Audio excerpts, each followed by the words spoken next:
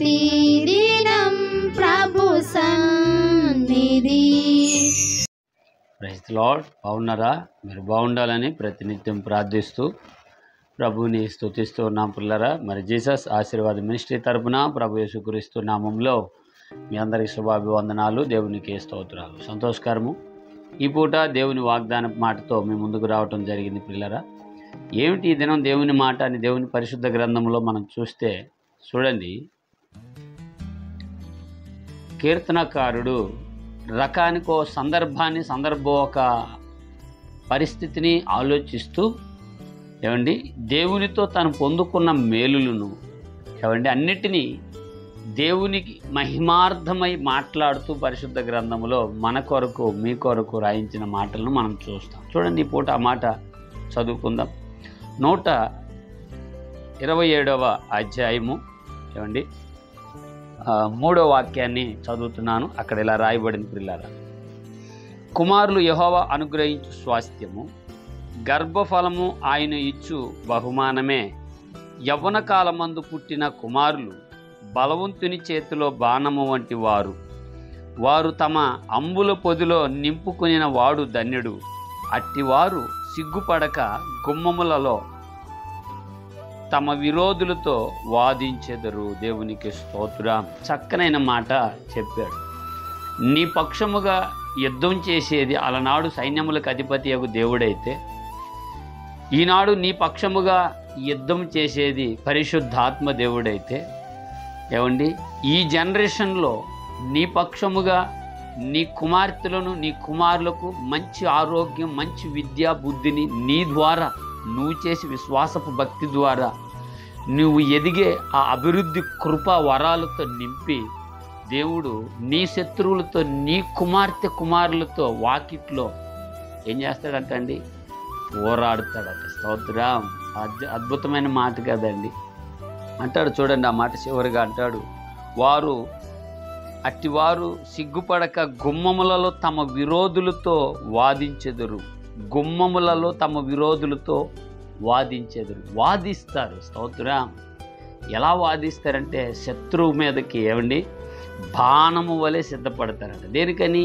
వీళ్ళు యెహోవా ఇచ్చే కుమారులని రాయబడింది బైబిల్ గ్రంథంలో. పిల్లరా, ఇప్పుడు దాకా విజయోత్సవాలతో నిన్ను నడిపించిన దేవుడు, ఎన్నో విజయాలు నీకు అందించిన దేవుడు, నీ వారసత్వాన్ని నీ బిడ్డలకు కూడా అందిస్తానంటున్నాడు. స్తోత్రం.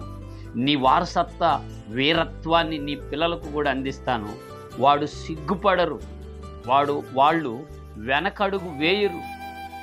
వారు బలవంతుని చేతిలో బాణము వలె. మీకు తెలుసు కదా, భూమి మీద ఎవరైనా బలవంతులు ఉన్నారు అంటే వారు ప్రభు యేసుక్రీస్తు వారని చెప్పొచ్చు. ఎందుకంటే వస్తువులు లేపే బలం కాదు, సామాగ్రిని బట్టే బలం కాదు, ఇంకేదో చెప్పుకునే బలం కాదు. కానీ ఈ బలం మరణం సైతం గజగజ వణికించిన బలం, ఆ పునరుద్ధానపు బలం. ఆ బలాన్ని నీలో ఎన్నాళ్ళు ఉపయోగించాడు ప్రభు, వాడుకున్నాడు.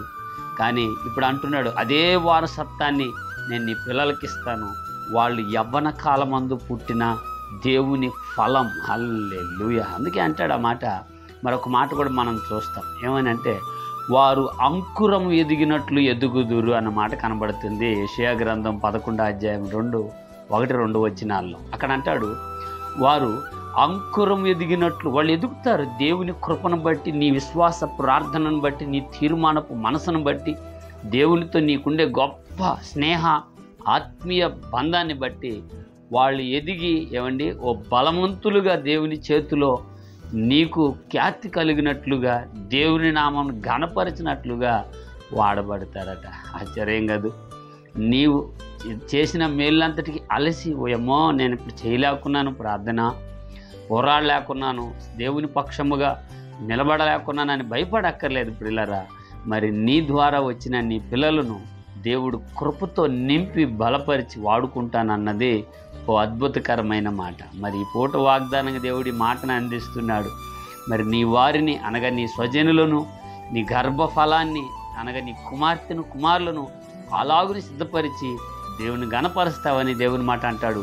వారు అంకురము ఎదిగినట్లు ఎదుగుదురు. దేవునికి మహిమ కలుగునుగా. వాళ్ళకి సీకు చింతే లేదండి, దిగులు విచారణ లేదండి. ఎందుకంటే నీవు దేవునితో స్నేహం కలిగావు గనుక దేవుని కృప నీకు పాటు నీ పిల్లలకు ఉండును గాక. ఆమేన్. ఆలోచించు, ప్రార్థించు, దేవుడు దివ్యమైన కృప దయచేయగాక. పరిశుద్ధుడా, కృపగల దేవా, మీకు వందనాలు. ఈ వాగ్దానం వీక్షిస్తూ దూరాన సమీపాన ఉన్న నీ పిల్లలను దర్శించండి. దివ్యమైన కృపనిచ్చి ఆయన ఇదిగో విరోధులతో వాదించి అనేక కుటుంబాలకు ధైర్యపరుస్తూ ఓ మాదిరిగా నడిచే కుటుంబాలకు దీవించి నడిపించి మీ నా మహిమ పొందమని పరిశుద్ధుడైన యేసు నామంలో ప్రార్థన చేయుచున్నాను తండ్రి. Amen. Praise the Lord. God bless.